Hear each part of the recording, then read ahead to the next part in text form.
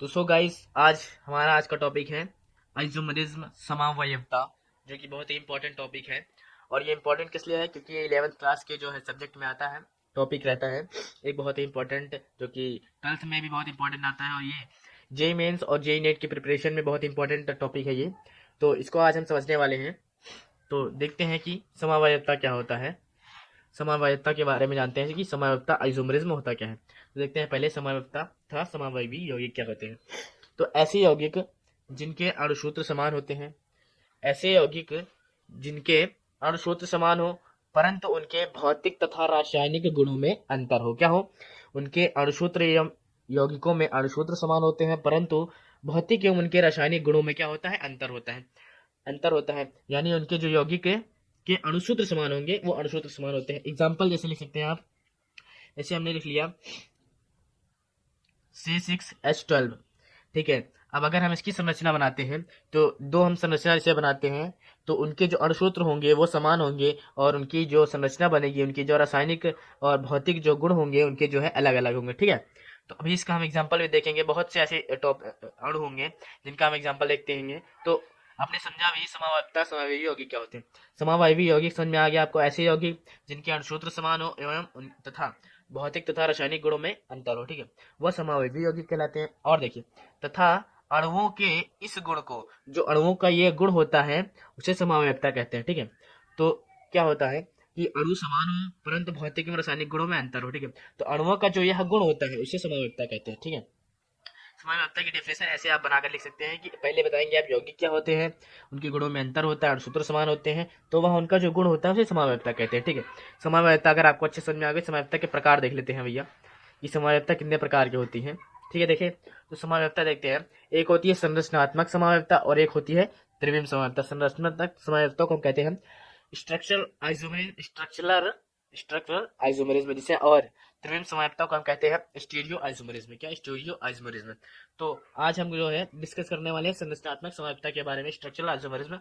इसमें आज हम देखेंगे श्रृंखला समवयवता, स्थिति समवयवता, क्रियात्मक समूह समवयवता और चलावयवता, रिंग श्रृंखला समवयवता, मध्यावयवता। जिसे हम कहते हैं श्रृंखला समवयवता को chain isomerism, position isomerism, functional group isomerism, tautomerism and ring chain isomerism and metamerism. तो ये इसके टॉपिक है, ये इसके जो है पार्ट होते हैं संरचनात्मक समवयवता के। तो अब देखते हैं त्रिविम समवयवता। इसके दो टॉपिक हैं, दो पार्ट है इसके, ज्यामितीय समवयवता एवं प्रकाशीय समवयवता। तो इसके ओनली सिर्फ दो जो है दो भाग है इसके। तो आज हम जानेंगे संरचनात्मक समवयवता और इसके अंतर्गत श्रृंखला समवयवता एवं स्थिति समवयवता, chain isomerism and position isomerism. और हम कुछ यौगिकों के बारे में जानेंगे कि उनकी समवयवता कितने प्रकार की होती है और कितनी समवायवी होती है। ठीक है, तो देखते हैं कि संरचनात्मक समवयवता क्या होती है।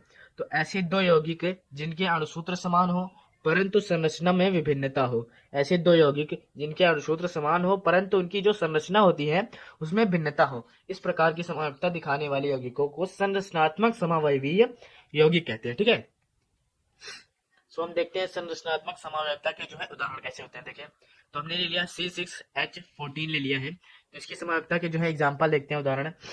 कार्बन की संख्या पहले देखते हैं, 6 होनी चाहिए, 1 2 3 4 5। ठीक है, 1 2 3 4 5।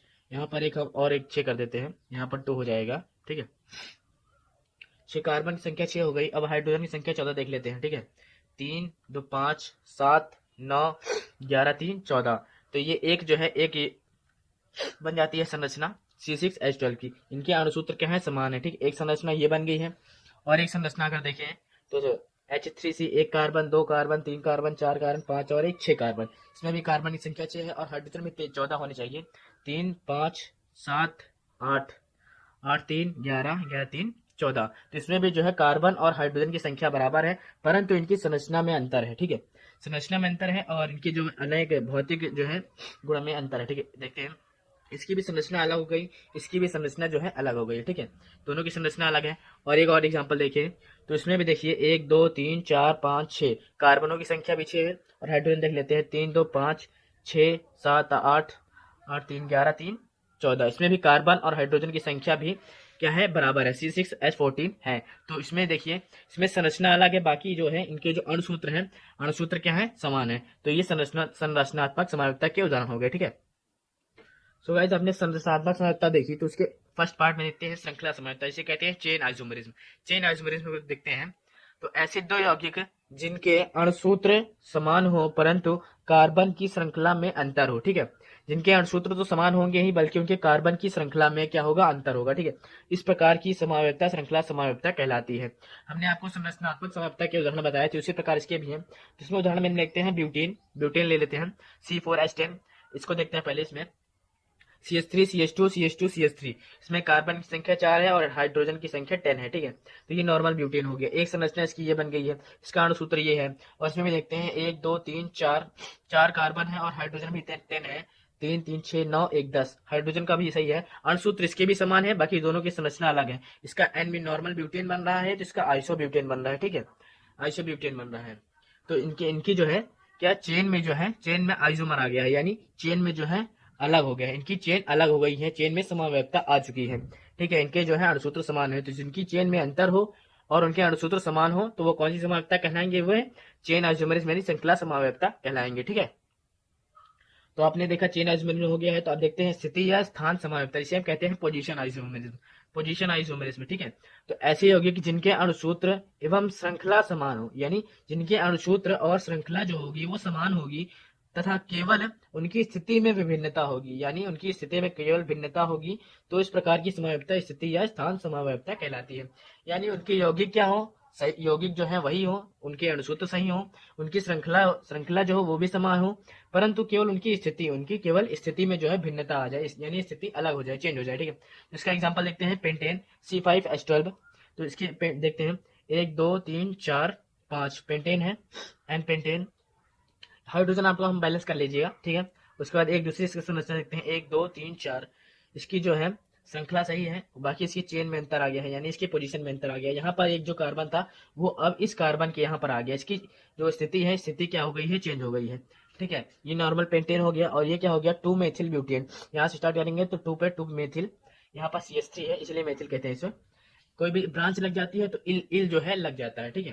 तो ये हो गया 2 मेथिल ब्यूटेन कह सकते हैं, या फिर इसका नाम है आइसोपेंटेन, ठीक है। तो इसे आइसोपेंटेन नॉर्मल नाम भी कह सकते हैं। तो इतना समझ में आया। तो पोजिशनाइज में हो गया। सेकंड एग्जांपल देखते हैं। सेकंड एग्जांपल के लिए हमने क्लोरोप्रोपेन लिया है C3H7Cl, ये सेकंड एग्जांपल है इसका जो है पोजीशन आइसोमेरिज्म। इसमें देखते हैं इसकी पोजीशन देखते हैं, पोजीशन की स्थिति चेंज रहती है। तो CH3 CH2 CH2 Cl, ठीक है। तो इसकी ए पोजीशन बन जाती है इस तरह की, इसे कहते हैं 1 क्लोरोप्रोपेन, फर्स्ट पर आया है।